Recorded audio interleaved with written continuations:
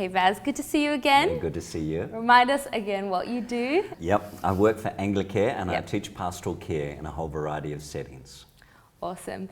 We've been talking a bit about how to have phone conversations. Yeah. I'd love to ask you today, what kind of a language is helpful to make someone feel cared for on the phone? There's a theory that we position ourselves by our language, and we often position ourselves above someone or below someone.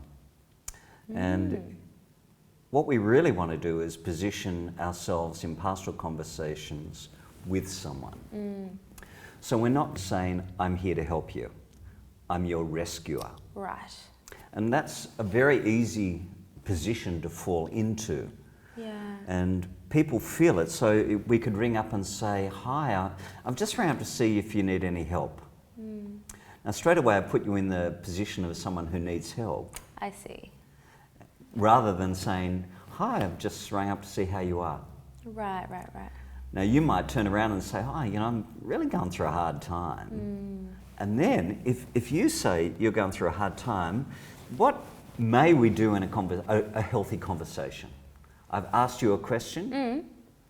So I've told you I'm going through a hard time. Yep. Is that right? Yep. Do I ask for help then? Am I someone who asks for help? You may ask for help. Right. Or a lot of people, what they'll do is you'll ask me, how are you? Right. So I become equal with you. I see, right. And so in terms of our language, we just want to constantly be there as a real person. Not as some rescuer. Yeah. Not as someone who's got the right Bible answer. Oh, yes. Not as the super Christian. Yeah. But just someone who says, how you going?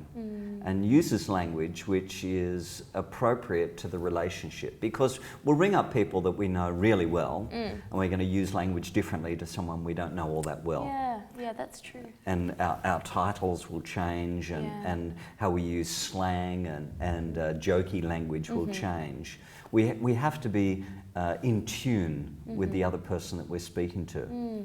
But primarily, I think if we keep in mind, we're not there to help, we're not there to rescue, we're there to connect. I think a question I always have is a question of warmth. Yeah. What are some ways that, you don't have that, sometimes you don't have the facial kind of what am I saying? You're not seeing each other face to face if it's just a phone conversation, assuming it's not a video chat or something. How do you communicate warmth and affection, that kind of... I taught a course last year to a community, and someone told me how offended they were by being rung up by someone at their church. And I said, and I was expecting the person to send something dreadful to them. Yeah. They said, no, they didn't say anything dreadful. I just knew I was on a list, and they were going through it, and at the end of 5 minutes, they wanted to get off the line. And I felt worse than if they would have left me alone. And I think what we really want to do is, with warmth, is give appropriate time. And that it means we allow humour, we allow normal banter, we allow a normal chat, because they might turn around and say, my dog is bothering me. We don't go, the dog's irrelevant, I'm interested in your faith in this moment of crisis. We allow them to be the person who is just telling me what's happening to them.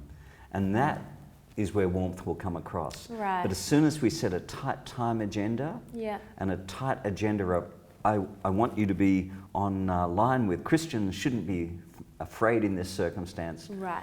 That's when we're going to come across as kind of cold. That's so helpful, Baz. Thanks so much. Thanks so much for listening.